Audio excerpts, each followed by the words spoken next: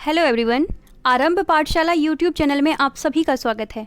आज है 19 सितंबर और 19 सितंबर से करंट अफेयर्स के जितने भी प्रश्न होंगे उन सभी को हम इस वीडियो में देखेंगे और उन प्रश्नों से रिलेटेड जितने भी इंपॉर्टेंट फैक्ट्स होगा उन सभी को हम कवर करेंगे।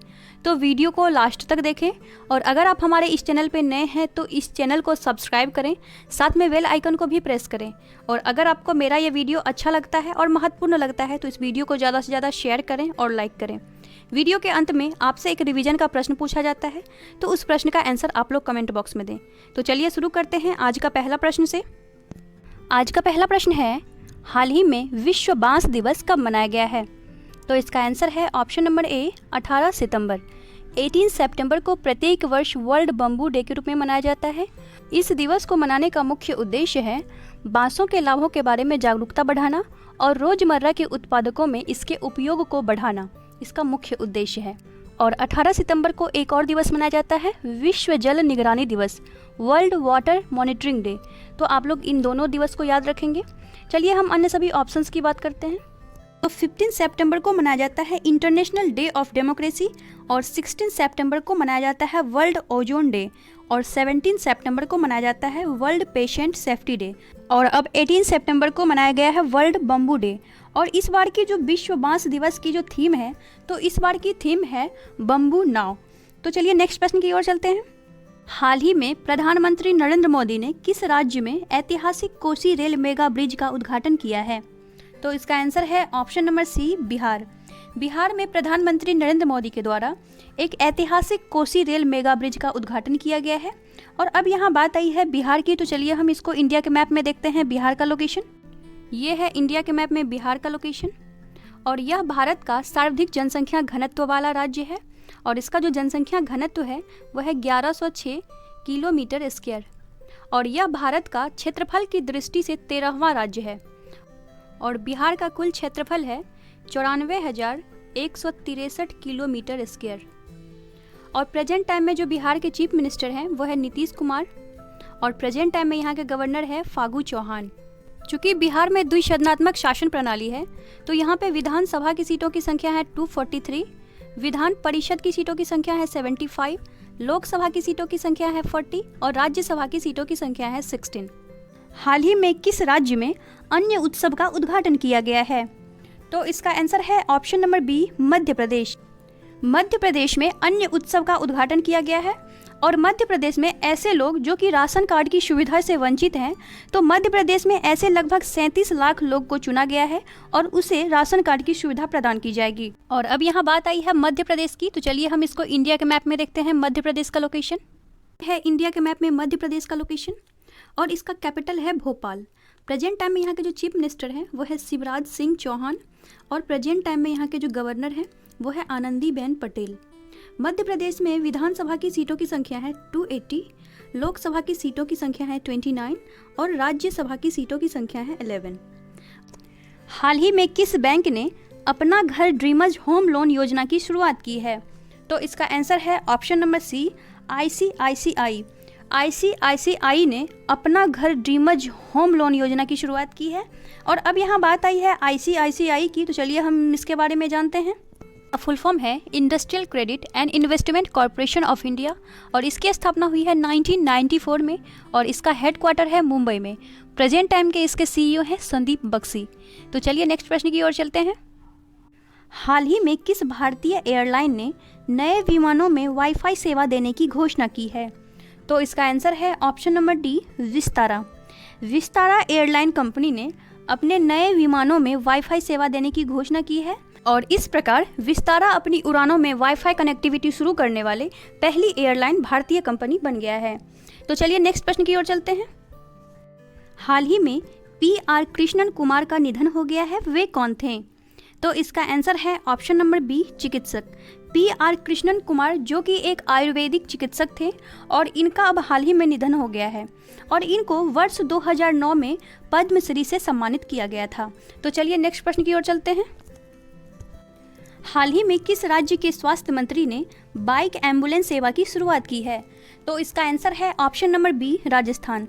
राजस्थान के स्वास्थ्य मंत्री डॉक्टर रघु शर्मा ने 5 बाइक एम्बुलेंस का शुभारंभ किया है और अब यहाँ बात आई है राजस्थान की, तो चलिए हम इसको इंडिया के मैप में देखते हैं। राजस्थान ये है इंडिया के मैप में राजस्थान का लोकेशन, और यह क्षेत्रफल की दृष्टि से भारत का सबसे बड़ा राज्य है। राजस्थान का कैपिटल है जयपुर, और जयपुर को पिंक सिटी ऑफ इंडिया के नाम से जाना जाता है, और हाल ही में जयपुर को वर्ल्ड हेरिटेज साइट में भी शामिल किया गया है। प्रेजेंट टाइम में यहाँ के चीफ मिनिस्टर हैं अशोक गहलोत, और प्रेजेंट टाइम में यहाँ के गवर्नर है कलराज मिश्र। राजस्थान में विधानसभा की सीटों की संख्या है 200, लोकसभा की सीटों की संख्या है 25 और राज्यसभा की सीटों की संख्या है 10। तो चलिए नेक्स्ट प्रश्न की ओर चलते हैं। हाल ही में किस राज्य में स्वच्छता कैफे का उद्घाटन किया गया है? तो इसका आंसर है ऑप्शन नंबर ए, हिमाचल प्रदेश।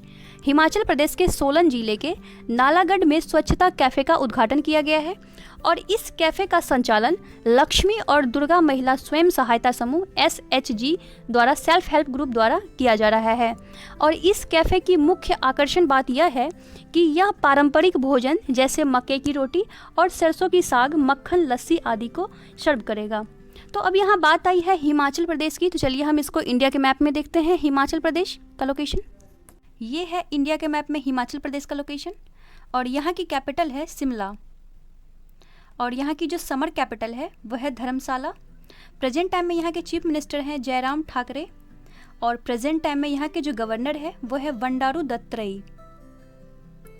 और यहाँ पे विधानसभा की सीटों की संख्या है 68, और यहाँ पे लोकसभा की सीटों की संख्या है 4 और राज्यसभा की सीटों की संख्या है 3। हाल ही में किस कैबिनेट मंत्री ने अपने पद से इस्तीफा दे दिया है?